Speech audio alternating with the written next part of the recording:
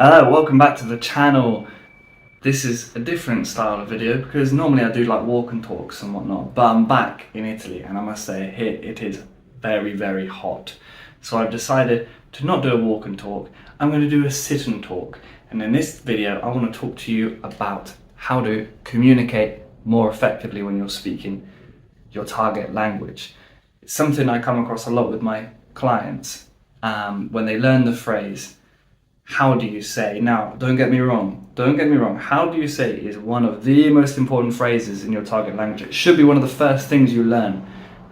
How do you say? That way you can start communicating from day one. Doesn't matter if you don't know what this is, you say, how do you say? In Spanish, ¿cómo se dice? Come si dice in Italian, come on dit in French, whatever the language may be. How do you say is a great expression to learn, and you must learn it. However, don't abuse it.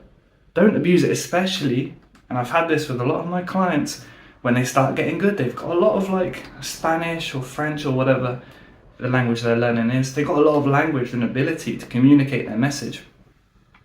But they start leaning on como se dice or como se too much.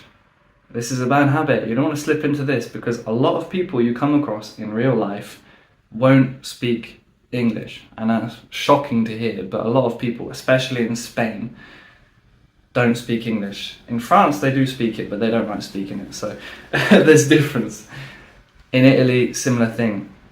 What are you going to do then if you come across someone and you can't rely on them, you can't use them like Google Translate? This is something you really want to avoid doing. So how do you do that? Well, my friends, paint a picture. This is what I say to my clients all the time. It's become one of my catchphrases. So any of my clients watching this video now will be like, oh yeah, he says it all the time. When I know they've got the capacity, I know they've got the words to express something, instead of letting them just say, oh, how do you say da da da, and using me as Google Translate, which I'm not, what I get them to do is paint a picture. Paint a picture in the other person's mind of the word that you want to say. And that way it becomes so easy for anyone to become your teacher, even if they don't speak English. It won't matter because you'll be so effective at communicating, they'll know exactly the word you mean. So an example of this, if, for example, you're speaking and you want to express that you are hungry. Okay, you're hungry. In the moment, you don't remember how to say, I am hungry, or I have hunger, as a lot of Romance languages, well, all Romance languages, apart from Portuguese, a lot of languages say I have hunger and not I am hungry, right? So if you want to express that you are hungry, but you don't have the word for hunger in that moment, don't just say, oh, how do you say hungry? Express it. How can you express hunger using other words? You've got, I want to eat. Could be a good one. Yeah. If you say to someone, I want to eat, they know you're hungry. You've communicated your message without using the word that your English brain is trying to translate to. This is also a really effective technique to get you thinking in your target language and not constantly translating. A lot of people speak languages, they spend years and years studying a language, but because they never get out of that translation mentality, they struggle to get to fluency. Translation, I've said this in other videos, is a completely different skill. It's really a high level skill. I'm a terrible translator, but I'm very effective at learning languages, because when I learn a language, I get rid of my native language. I use it to understand concepts, of course, but I don't lean on it. So going back to communicating then, when you say, I want to eat, the other person knows exactly what you mean. You don't need the word hunger. And the good thing is then, they'll give it to you. So if you say, oh, I want to eat, there's a good chance they're going to say, oh, you're hungry. And you say, yes, I'm hungry. You see that? You've not asked them, how do you say it? You've expressed the feeling. And they've given you the word. Another point on this before I wrap this video up is the feeling. You've got to really get emotionally involved when you learn languages. and expressing a feeling can be a perfect way of communicating. To start off, a lot of the times we think in our native language, which is normal, by the way, of course it is, we're used to thinking in our native language, but we think of really complex, long sentences to express, when what you should be really doing is expressing how you feel about a certain thing. I'm trying to remember an example I've had with a client.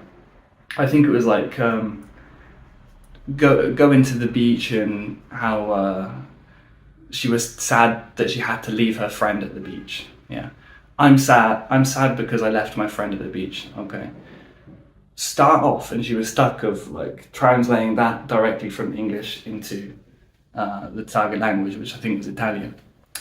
It was a more complex sentence, her brain had made up than that, but that's what's coming to me.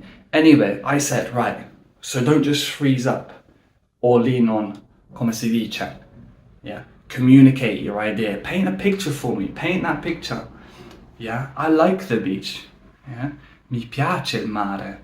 Mi piace molto stare al mare. Yeah, I love being at the beach. You're painting a picture. So the other person's listening, they're going, okay, so she really loves being at the beach. Yeah, and then say about your friends. And I love speaking to my friends. And I love being with my friends on the beach. And you're painting a picture in the other person's mind. Really important technique. I hope I've communicated this effectively to you and you now understand what I mean when I say paint a picture. Go with emotions, simplify your message, and above all, stop using your teacher or the person you're speaking to as Google Translate, because they are not. And in the real world, that ain't gonna get you far unless you have a really either patient person you're speaking to, a patient native, and a native who speaks English or whatever your native language is. Don't rely on other people. Communicate. Paint a picture. Thanks for watching. Take care. I'll see you in the next video. Remember to like and subscribe, and let me know about the background and everything. Obviously I've got the merch on. Look at that Laid Back Languages logo. Let me know if you like it. Leave a comment, leave a like. Subscribe if you're new to the channel. I share lots of language learning tips about how I learn languages personally and my experience coaching others and teaching others how to not only learn a language, but how to be extremely efficient when learning languages and have a lot of fun whilst doing it. If that sounds good to you, like and subscribe, and I'll see you in the next video. Bye!